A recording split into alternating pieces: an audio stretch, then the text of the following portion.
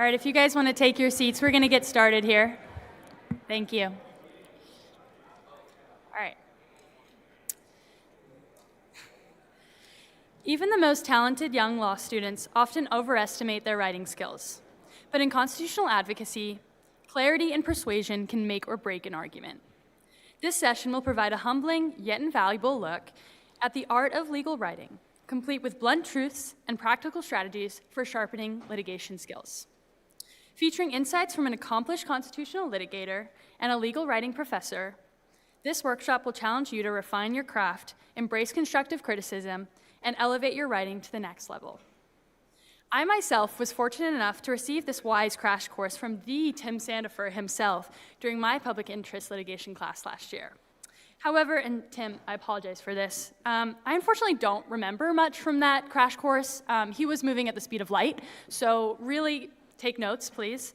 All I remember is something about killing my baby and a horror movie, so I'm really looking forward to you catching me up on that one because honestly, it's been haunting my dreams and hurting my Aura Ring sleep score, so thank you in advance, Tim. So buckle up, pull out your notepad, and get ready for the fastest, most energetic deep dive on legal writing. You will not be sorry. So I'm going to quickly introduce our esteemed guests and get going. So Professor Dysart is the Assistant Vice Provost for Native American Initiatives at the University of Arizona. She was previously the Assistant Director of Legal Writing at the University of Arizona James E. College of Law. She's the author or editor of 4 books, including The Short and Happy Guide to Judicial Clerking, Winning on Appeal, and her personal favorite, The Supreme Court Counting Book. She is also editor-in-chief of the Journal of Appellate Practice and Process. She's a citizen of the Muskogee Creek Nation, and since 2023 has served as a pro tem judge for the Tohono O'odham Nation. Tim Sandefur is the Vice President for Legal Affairs at Goldwater Institute's Scharf Norton Center for Constitutional Litigation and holds the Duncan Chair in Constitutional Government. He litigates to promote economic liberty, private property rights, free speech, and other crucial values in states across the country. He's also the author of 9 books and as well as more than 50 scholarly articles on a wide variety of legal subjects. And well, lawyers aren't really so good at math, and neither am I, but according to my calculations, that breaks down to about 1.64 law review articles every 7 minutes, I think. So we're going to let them take it away and buckle up. Here we go.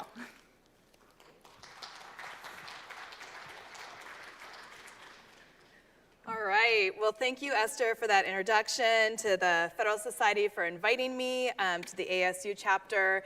This is really full circle for me. When I was a 3L, more than a few years ago, I planned this symposium at my law school. And so it's really fun to now be here as a speaker and just to see how far the chapter has gone. All right, I'm going to try to do this without my reading glasses, so we'll see how it goes. Now, Tim and I have the tricky job of keeping you all engaged post-lunch. You are full, you are tired, you maybe were out too late last night, the weather is warm, you may want a nap before the banquet. Don't. All right, we are going to each give you 5 commands. He's going to do 5 commands on writing. I'll do 5 commands on legal writing. So then we get the 10 commandments all together. And this could be, and I don't see the judges here, this is like the most important session other than Hadley's that you're going to attend, all right? So definitely take notes. And I'm going to start my timer because I tend to go long. There's going to be some overlap, but just bear with us, and hopefully we'll have time for a little bit of questions at the end. All right. Oh, there we go. So before I start my commandments, I want to just make 3 quick points about the importance of legal writing. And several years ago, the National Conference for Bar Examiners did a survey of newly licensed attorneys, asking them from 0 to 4, 4 being the most important, the things that they do, the knowledges, the skills they do in the practice of law. And actually, the only skill that 100% of the attorneys said they did was written communication. And it ranked the most significant of all the skills and domains, all right? So regardless of your legal career, you will do writing. Second, oral advocacy is on the decline. So in 2024, only 23% of federal cases heard oral argument. I mean, there's some circuits where it's as low as like 12 or 13% of cases get oral argument, which leads to my third point, is that in most situations, your written work is the first impression that judges and others may have of you. This could be through email, through court filings, through advertisements would you send your children to these schools. So don't ruin your reputation with substandard writing or errors. All right, on that happy note, let's start with the commandments. Number 1, good writing flows from good thinking. And this may seem obvious, but you would be surprised at the number of incoherent, rambling, failure to do research briefs that courts get. The poor quality of writing that you see both in federal and state courts. And so I want to show you a couple examples to demonstrate that. You're not going to be able to read all of them, but I think you'll get the idea.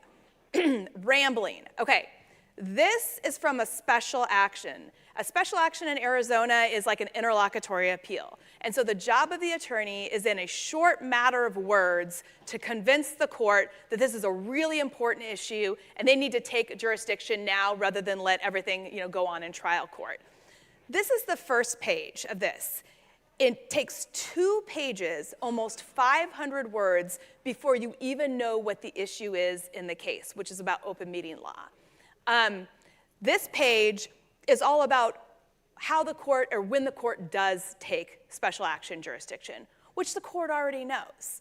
Compare that to, from the Goldwater Institute, a brief many years ago. This is a special action, where in the first line of this, you see that what is at issue is taxpayer standing, constituent standing, and there you go. So everything the judge reads for the remainder of the brief will point to that point. But the judge knows immediately the importance of the issue before the court. Here's another example of incoherent writing. This was written by a trial judge, okay? And the case was up on appeal. I think I found this by just searching in Westlaw's stream of consciousness to see what came up. And this was a finding from the trial court. I mean, take a minute. I can't swear in this one because I don't know for sure. But in almost every case, I can recall. Anytime I've ceased efforts, I was sure to say to the parents that cease efforts just moves the ball from DSS court to your court. I mean, what does this even mean? This was a trial court being schooled, because this is what the appellate court then said. While stream of consciousness is a well-recognized literary style, it is not well-suited to court orders. Ouch, ouch. And then this example. This is very recent. How many of you read David Latt's Original Jurisdiction? Okay, the rest of you should be reading David Latt's Original Jurisdiction. So he posted about this last week out of North Carolina. An attorney, an AUSA, right? An AUSA was issued a show cause for, and you probably can't read this, for fabricated quotes or misquotes. So a lack of good thinking is relying on AI to give you a bunch of supposed cases that you put into your brief. So here's some of the different issues the magistrate judge identified in the case. And the attorney was asked to come, it was actually this week, to a show cause hearing to explain why there was fabricated quotations and misquotations. He'd been an attorney for 30 years. I can't believe he knew how to use AI well, because I haven't been an attorney quite that long, and AI still scares me a lot. But he claimed that he had overwrote, so I'm assuming he meant like he saved over his documents. So maybe commandment 1.5 is do a better job of saving your work and figure out a really good cloud storage system. So he overwrote his opinion, his motion, and he used AI to draft a new one. He ultimately resigned at this hearing. So 30-year veteran, he resigned because of using AI and fabricating quotations. Which brings, and the judge said, why are you using AI to do basic work that attorneys do every day? So what are the problems that stem from poor thinking? Well, you miss the opportunity to explain your argument to the court. If you are lucky, the court will try to figure out what your argument is. It probably won't be as good as your explanation if you had really properly explained your argument. So you miss the court not exactly getting your argument. You risk annoying the court because they're not going to be happy that they have to do the work for you. You may waive issues if you don't cite to legal authority, if you don't properly explain your issue. And then, of course, like this attorney I just talked about, you risk sanctions, disbarment, or the like from the court. So how do you avoid it? How do you get that good thinking in your legal writing? Well, the first is to research. You don't just launch into writing right away. Make sure you have, number one, identified the precise issue or issues in whatever you're writing. If it's an email, what is this email about? If it's talking points for your boss, what is your boss talking about? If it's a client letter, if it's a court matter, what are the issues at stake? Then you research not just that issue, but the law surrounding the issue. So both a specific and a broad level of research. I like to tell law students, I don't know, how many 1Ls or pre-law students? I was surprised, oh, look at that, that's great. I was surprised at the number of not quite yet law students in some of the questions that I've heard, so that's awesome. I recommend starting with a treatise, right? If you have to write something on ripeness or standing and you have no idea what that means, pull out a good con law treatise and just read a little bit about the general area of law. So first you have to research. Second, you have to outline. Nearly everything I write, short of short emails, and sometimes I do this for long emails, I start with an outline. It keeps me focused. It keeps me focused on what the point of my writing is. It's a place for me to put my research so I don't have fabricated quotes, so I know I found the cases, both the cases that work and the cases that don't work. So definitely outline. And then finally, and don't think this is contradictory, then you have to write. So the danger I see in 1Ls, so for those of you who are 1Ls and pre-law students, is that you spend so much time researching, you never know when to start writing. So at some point you have to write because a draft, even if it's bad, is better than no draft at all. And sometimes writing can help identify weaknesses in your argument where you need to research more. And we'll talk a little bit more about that later. All right. Next commandment, follow the formula. So at its core, all legal writing follows a formula, all good legal writing. So remember, stream of consciousness, not a formula. So what is that formula? And I am sure, how many of you learned IRAC, CRAC, CRUPAC? Something begin with a T, there's like a TRAC or something like that. They're all the same thing, okay? It's issue, you identify the issue, the argument, the conclusion, the point, whatever you want to call it. You identify the rules. Those could be cases, statutes, treaties, court rules, regulations, and you apply the facts of your case to the rules that you've identified. In many appellate briefs, it's just a number of these issue rule applications, all together make up a brief. So this is all that you do in legal-based reasoning. And it should follow this order, right? You can't start applying rules that you haven't set out. You can't start applying rules or stating a bunch of rules if you haven't identified the issue. The court will be confused. So you need to follow it and generally follow it in this order. Now, I tried to find some examples to show you because they wanted us to be very practical and show you a lot of examples. And then I realized it was not well suited for PowerPoint.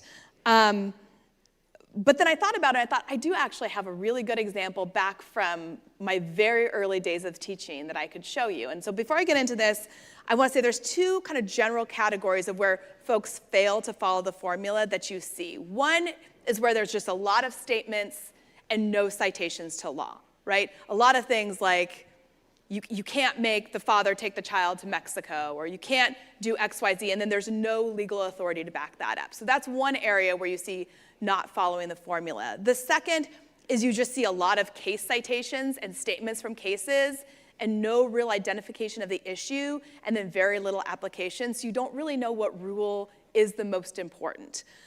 This example follows more of the first one. So in this case, there was a plaintiff. She was pro se. She had not requested a jury trial. She then changed her mind after she got an attorney and wanted a jury trial. And the court, this was in federal court, just keep that in mind when you see this example. The court had discretion under the rules to give her a trial. And the court typically looked at 5 factors in that jurisdiction in deciding whether it was going to grant the trial. Okay, so I have two, I can't forget that I have both slides. So let me just read a little bit of this. In its memorandum, so in the defendant's memo opposing the request for a jury trial, defendant relies on several pieces of legal mumbo-jumbo, which, with their brothers and sisters, are slowly destroying America. Citations omitted. I didn't omit the citations. I mean, he literally wrote citations omitted. Assuming the principle of stare decisis has any bearing whatsoever on a purely equitable matter, defendants rattle off in its argument certain factors handed down from on, medium, high, which it argues this court should take into consideration when determining whether some exceptional circumstance exists to grant the jury request. And then my favorite, a jury trial is not a puppy. An American citizen does not have the right to have a puppy just because she wants one, even if someone on stage tells her that she does. Like, what does that even mean?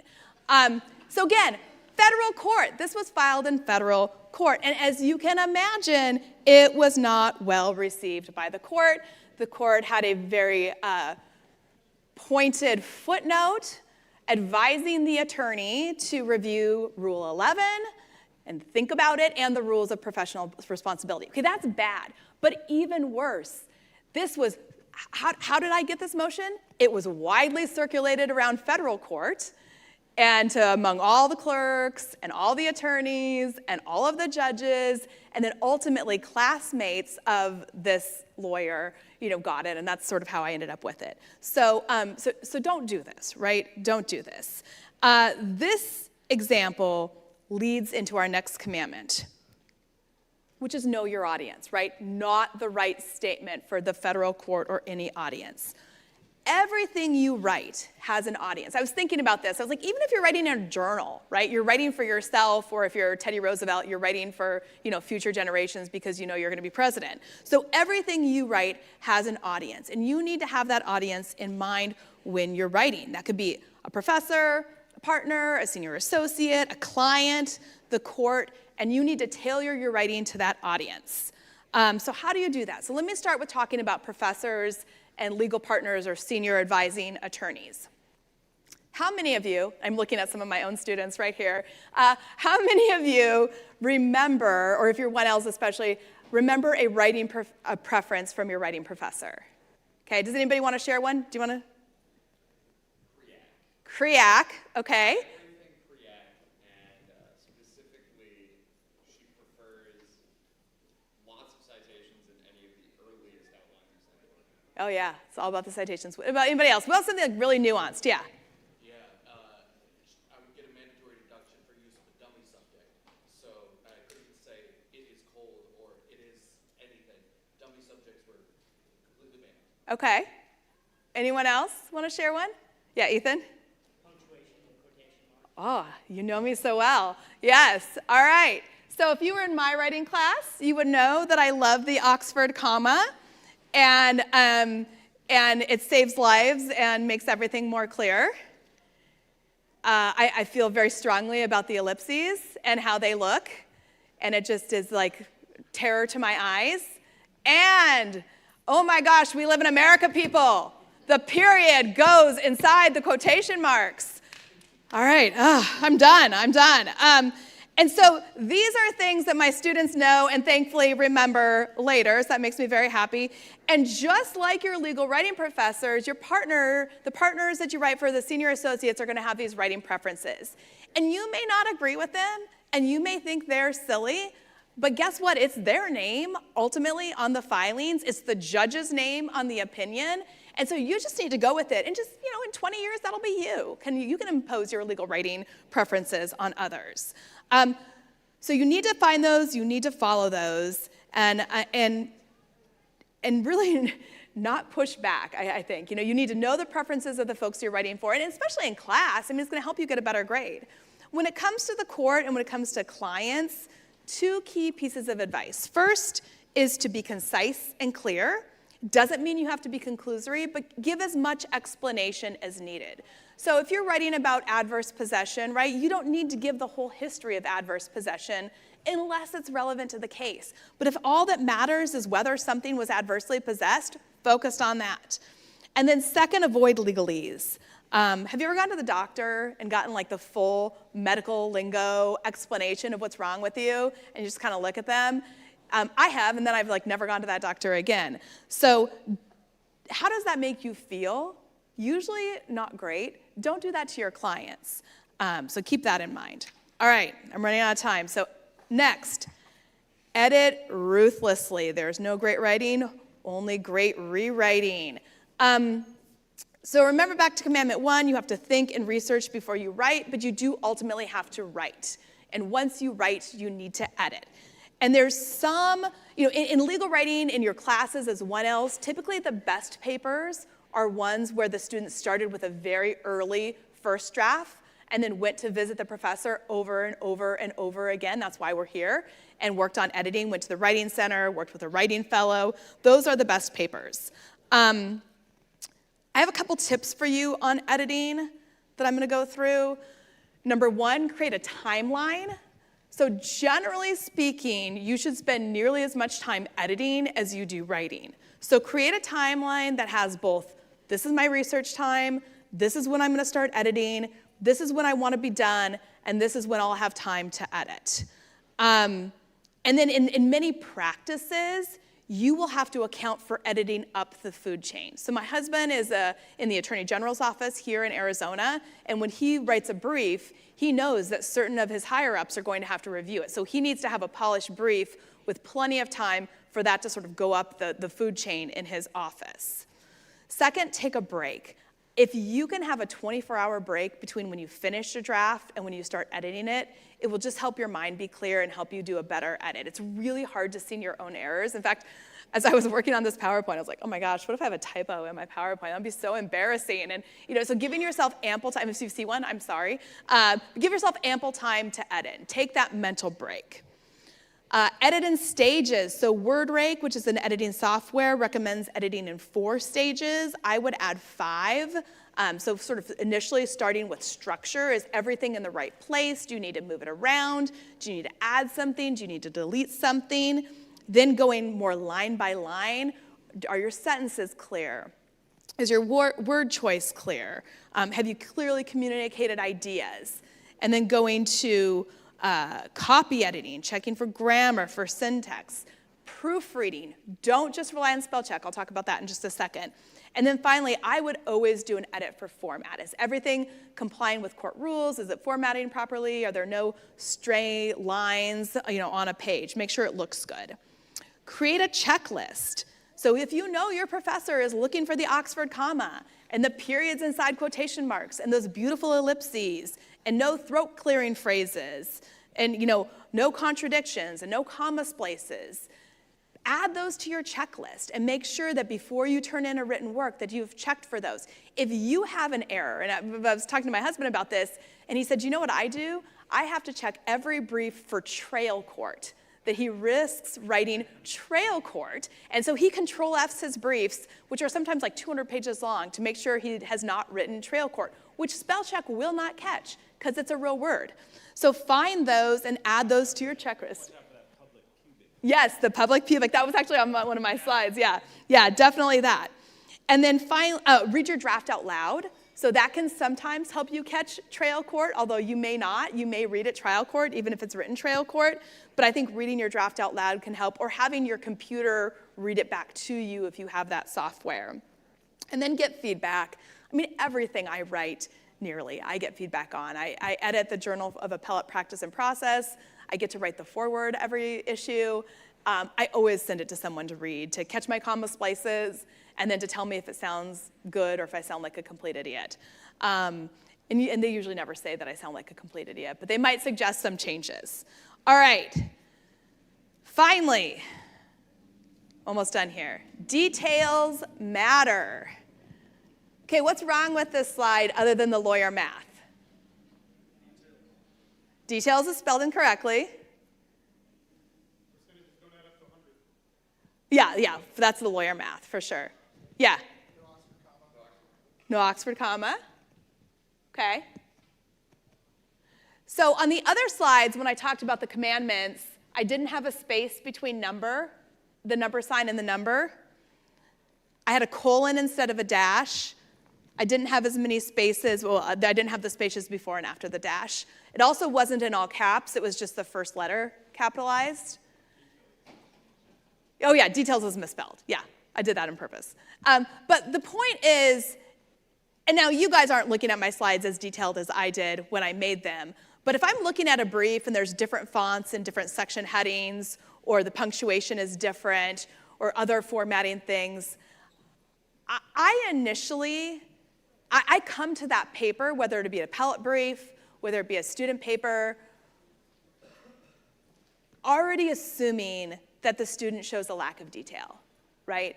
That I'm already sort of preconceived against that particular paper because it hasn't shown effort and focus in the simplest of things, which is formatting. You do not have to be the smartest attorney to follow all of the formatting rules that you're given either by a court or in your class.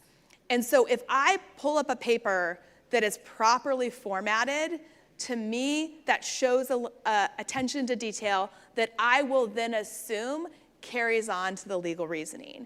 Unless you think that I'm just being really picky, which I am, here are 2 quotes from judges. This is from the book Winning on Appeal that I edited, the 3rd edition. Errors in grammar, punctuation, and spelling suggest inattention to detail, which may indicate a similar lack of attention to legal reasoning. And then be careful with the mechanics of spelling, citation, avoiding typographical errors. Such mistakes subconsciously convey the lawyer's lack of concern for his client's case. And so again, the simplest thing you can do is follow the formatting rules and present a polished piece of writing that shows that you really put effort and cared. All right, so with that, I am going to turn it over to Tim to talk about writing in general.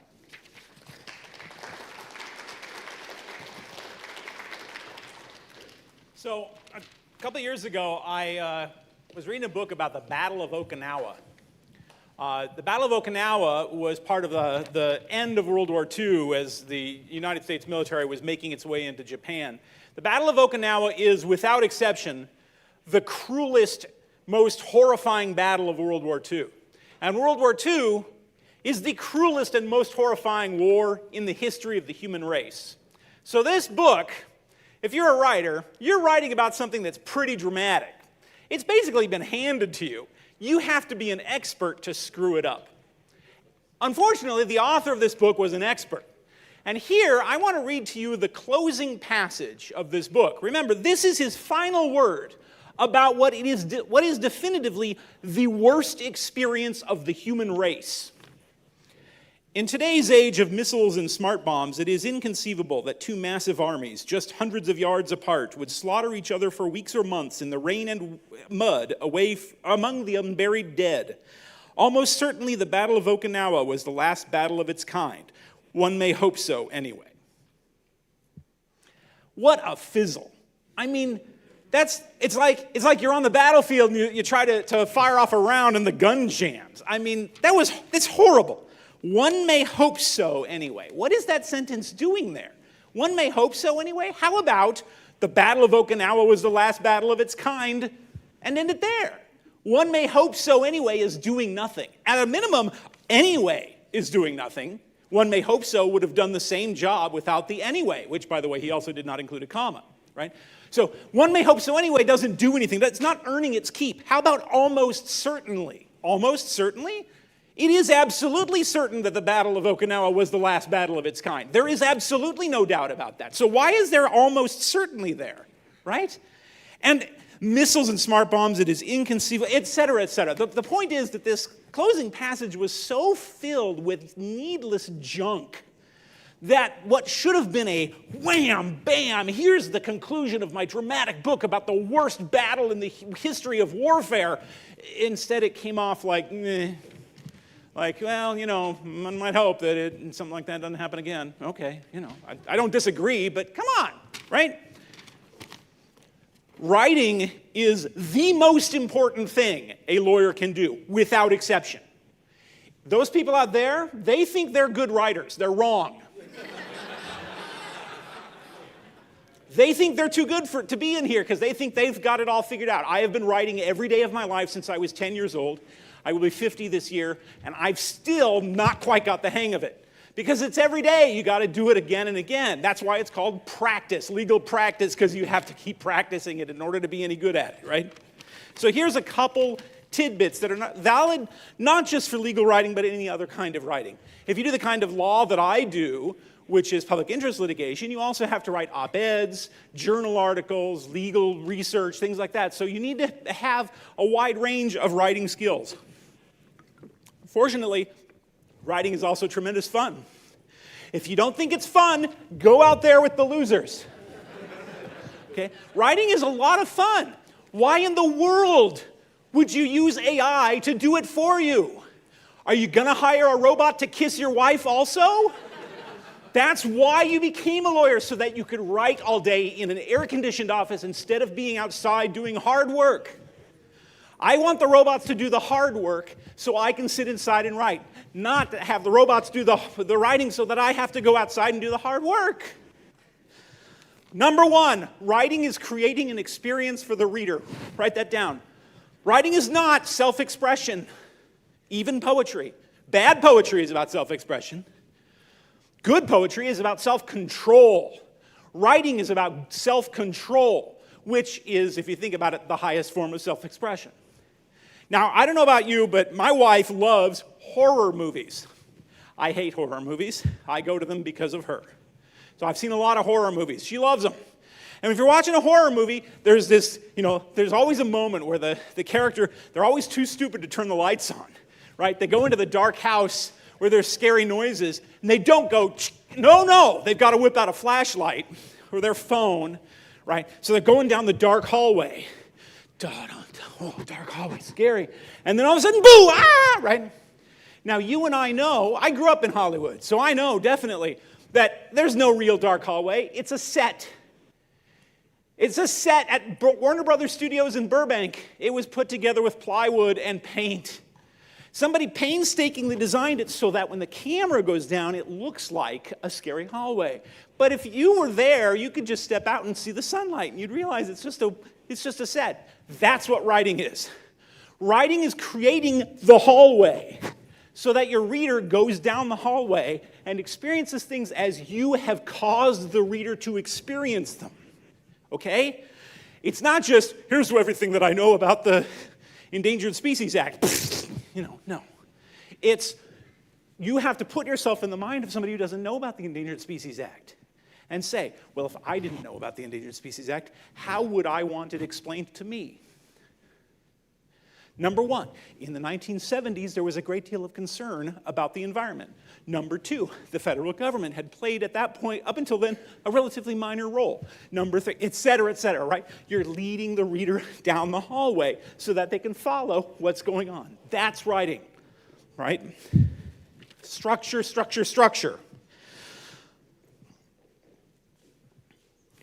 A point that Professor Dysart made about editing. All writing is editing. All writing is rewriting. You throw the clay on the table, that's not a sculpture. It's all that's what makes the sculpture. That's the editing. So, the rule with editors, always listen to your editors. However, you do not always have to do what your editor says to do. Okay? What I mean by that is when you hand your paper in and the editor writes all over it with a red pen and hands it back to you, you don't have to do all the things that he says to do. But you do have to listen to his objections. If he says, I stumbled over this paragraph, that's a problem.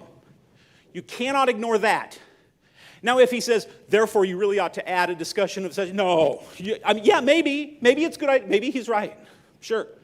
But you don't have to listen to that.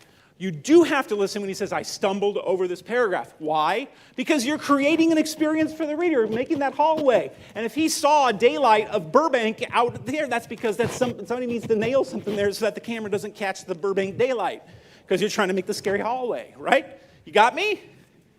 Okay. Here's a trick. If you have to introduce things in order, that can get kind of complicated sometimes, especially if you're dealing with complex subjects, right? So the federal government makes it illegal to pour chlorobiphenyls into a waterway of the United States. What the hell? Here I was a poor innocent little reader just walking down your hallway, and all of a sudden there's a chlorobiphenyl. What the hell is that? here's a trick. Okay, here's how you do it. The federal government makes it a crime to put what scientists call chlorobiphenyls. Ah, okay. In the next sentence, you say a chlorobiphenyl is a chemical compound that consists of, by the way, I'm just making all this up, right? What scientists call, what that says to your reader is, look, you and I, we're not scientists, I know that. There's these guys as scientists, you know how they use this technical terminology? They have this weird name for something. Don't be scared by it, don't be intimidated by it, I'll explain what it means. That's what it means. What scientists call, that's a powerful 3 words right there, right? What historians call the Gilded Age. There you go. What lawyers call a writ of mandamus. Now you can use Latin. If you just drop writ of mandamus into your op-ed, whew, I sure hope the editor flags it. If not, you're a bad writer. But if you say, what lawyers call a writ of mandamus, all right, we're doing okay. Right? We're all on the same page. Note the metaphor. Okay. Number 2, outlines are made of rubber, not stone. When I was young and naive, my teachers tried so hard to get me to outline stuff, and I hated outlining, and I didn't understand it. It made no sense. How can I outline an article unless I've already written the article, right? Because my outline is supposed to say, first I'm going to say this, and then I'm going to say these subparts, and then I'm going to have these sub-subparts, and then I'm going to have these sub-subparts, and then I'll point 2, and I don't know what, I can't be that detailed unless I write the article first. That didn't make any sense to me. What I didn't know is that you can change your outline as you go, right?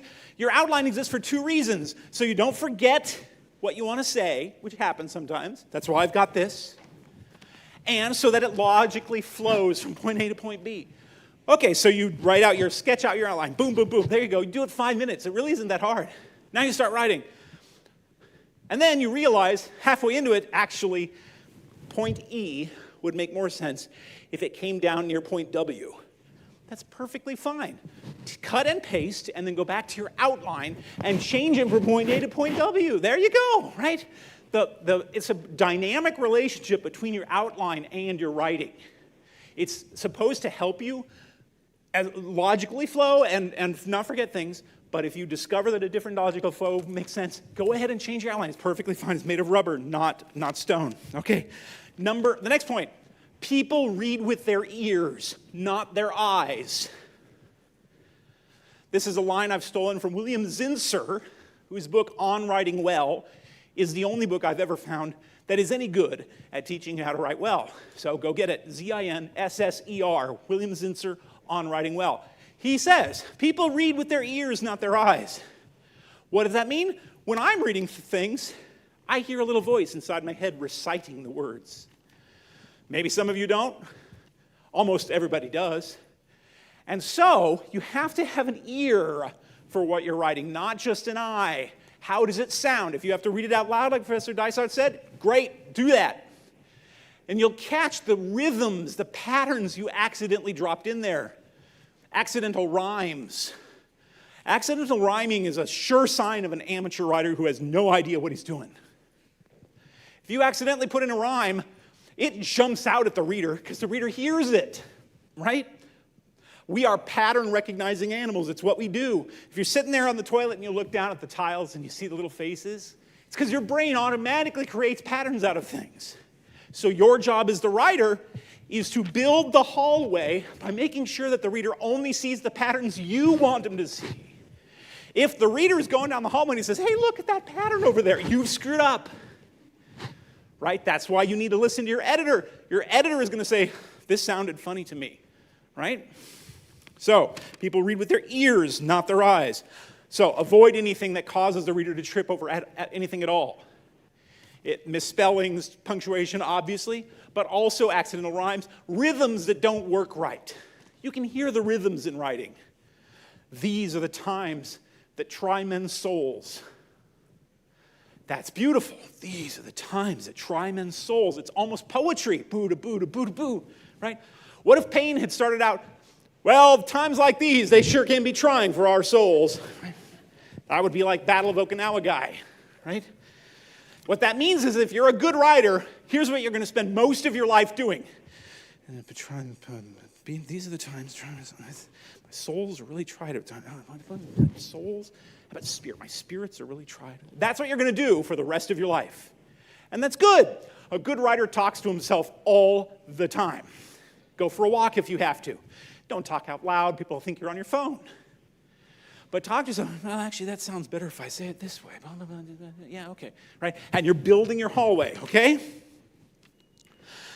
What that means is, where are you? Oh, she's disappeared. You have to kill your babies. What does kill your babies mean? It's an old slogan. I think it was Allen Ginsberg, the poet, who coined it, which means, or maybe it was Gertrude Stein. Anyway, was that sometimes you fall in love with something you've written, and it's so cool. Oh, look what I wrote. That paragraph is so awesome. It doesn't have any rhyming by accident. The rhythm flows perfectly. I say what scientists call. It's beautiful. What a brilliant piece of work. But it actually isn't playing any role in your article. It's just out there. It's like, by the way, there's this other thing over here. And maybe it's just a clever observation on your part. Maybe you want to show the teacher, look what I read. Kill it. Sorry. No matter how much you're in love with it. And you know what? You've all felt this, I hope. At some point you've been writing and you've been like, I'm going to have to take that out at some point. But I love it so much. I'm not going to do it right now.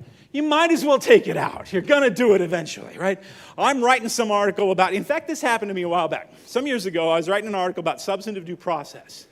And I came up with this brilliant idea of using all these literary allusions to prove my point. References to Shakespeare and Aeschylus and Sophocles. I'm not making this up. I thought it was so brilliant. I'm about halfway through this article and I'm like, this is not going to persuade anybody. First of all, half the people haven't read this stuff, and those who have are going to say, see, you're citing literature, you're not citing law, so, So I had to cut all the babies. I cut so many babies out of that article that I turned them into an article on its own. There was enough that I had removed from my due process article that I actually published an entire article on law in Shakespeare, Aeschylus, and Sophocles that was made up of bits I had excised from my draft about due process. Look it up. It's in the Akron Law Review. Not a single person has ever cited it.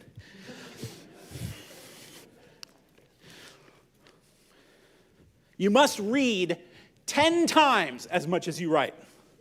At least. Look, reading and writing are not just like, reading and writing means living in language, being surrounded by language like a fish in the sea, feeling comfortable with written language. And reading means that you're going to be exposed to all sorts of ways of putting things. Some of the best writers are philosophers. I don't mean lousy philosophers like Kant. Sorry, Hadley, I got it. But I don't mean that. I mean like contemporary philosophers, people like Philippa Foot, right? Or Wallace Matson.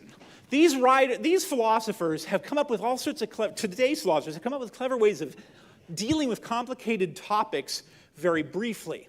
One of my favorites is they like to use the term move a lot. What they mean by that is they like to characterize an argument like a game. And they're criticizing Smith, for example. They say, Smith makes an illicit move when he argues such and such and so and so. Wow. Talk about building the hallway. Instead of saying, well, Smith says this and it's wrong, and also there's this other point and such and such. No, he says, Smith makes an illicit move when he says this thing because it's irrelevant. In fact, there's this other thing that's more relevant. I'm going down the hallway, see? So Lon Fuller, another marvelous writer. Read all the time. And read good stuff.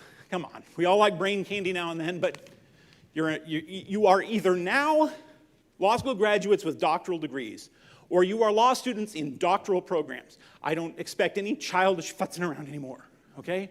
Seriously, it's time to grow up and learn how to write like an adult.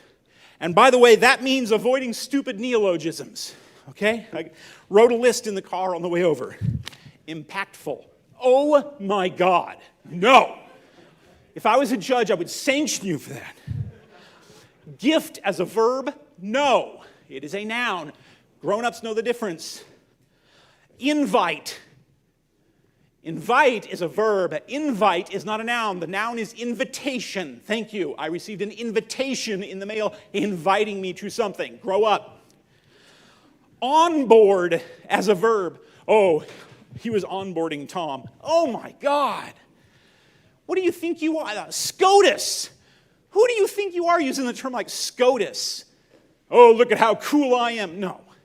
Dignity. That's why we wear the ties. It's the Supreme Court of the United States. Thank you very much. Also, sometimes people tend to make a word too long when they ought to shorten it. Here's a couple. Graciousness. What is graciousness? Anybody? Grace. What is ambitiousness? Ambition. Here, this is a line from a brand new book by Professor Richard Fallon, was just published a couple months ago about the Supreme Court. The justices argue frequently and impassionedly about impassionedly. Here I was going down his hallway. I was doing just fine. All of a sudden, impassionedly. What the hell is impassionedly? How about with passion or passionately, right? Get a thesaurus. Not thesaurus.com. It sucks. Get a real thesaurus. Roget's. Fourth, I think it is the best edition. Get a real thesaurus. Get a real dictionary. Don't just trust a thesaurus. Open the thesaurus, look up the word, and then go to the dictionary and make sure it actually means what you think it means, okay? Look, this isn't supposed to be like, do your homework, remember your Oxford comma, right? This is the difference between real lawyers and the people out there. Thank you.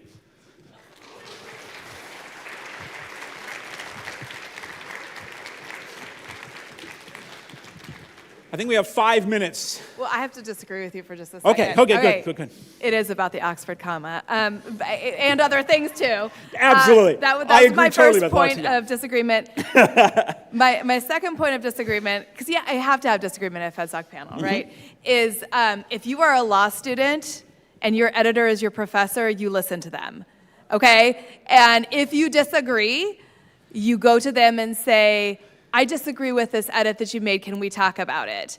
But you don't do it, because then when they grade your paper at the end and they say, I just spent 3 hours giving you feedback and you incorporated none of it, then they're really, really angry. Yeah. And that doesn't bode well for your grade. And I would add, on a related point, I would say, look, everybody knows that Justice Gorsuch writes great, and don't say, by the way, don't say write great. Everybody loves Justice Gorsuch's writing style. Don't try it until you have a lot of years of practice under your skin. There's a point at which you have established enough of a reputation that you can loosen your tie a little bit. You are not at that stage. I'm sorry if you think that's unfair. Oh well. But give it a few years, and eventually you will discover when you can do things like use a contraction in a brief. I have only started using contractions in briefs in the last 2 years. As I mentioned, I'm 50 years old. I've been practicing law since 2003. Right? There are times when you discover it's okay to have a little bit of nonchalance. You are not at that point yet. And that's because you are brand new lawyers and you got the training wheels. And there's nothing wrong with the training wheels. That's why they have to be there or you'll fall on your face, right? But, there are some things that it's best left to the professionals. And then my last comment is, so I was a voracious reader when I was a child. I counted distances by how far it took to go to the library. I grew up in rural Southern Oregon. And I failed gym class in middle school because I read instead of dressing for gym. But law school killed my love of reading. How many of you can relate? How many of you can relate? Okay, so I found a solution in audiobooks. And as Tim mentioned, so much of writing is how you hear it. And so if that is you, I would go to the gym and I worked off my 1L20 by listening to audiobooks as a 2L and a 3L. So I would just throw that out. I won't quite explain that they were cassette tapes or CDs, which ages me, but... You can say it because they don't know what a cassette tape is. Yeah, that's true. They were records, and I carried around a record player. No, but I would just encourage you to look at that as a way to... and there's great free audiobooks out there. All right, that was it. Yeah, we're running low on time, so just if there are some questions, real quick. Oh, lots of questions. One question. Who shall it be? You pick. I'm not good at picking. I can't pick because I would pick my students. Oh, not her Morgan, students. You pick. Oh, no, I couldn't Just throw it in the air and see who gets it. Who's a non-student? Because you can ask her later because you're her students. Who's not? Yeah. Yes, right here. So, thank you for the presentation. My question is, I'm free law right now. I'm going into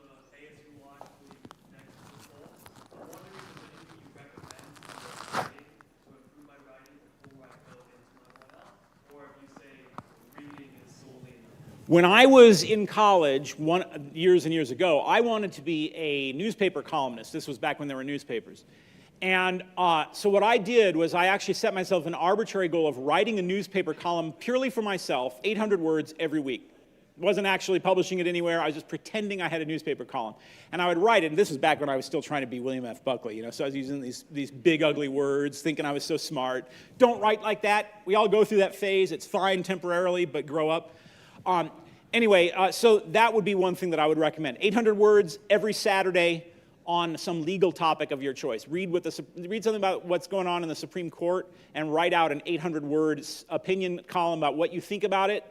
Sound authoritative like an actual newspaper columnist does. No first person, not like a letter to a buddy. You're writing like you have a syndicated column in the New York Times. Write it every week and then tear it up and throw it away. Apart from reading good literature, read some Hemingway or something along those lines, I would say just enjoy your last summer of freedom. Yeah. That was our one question. Sorry. Thank you. All right, thank you.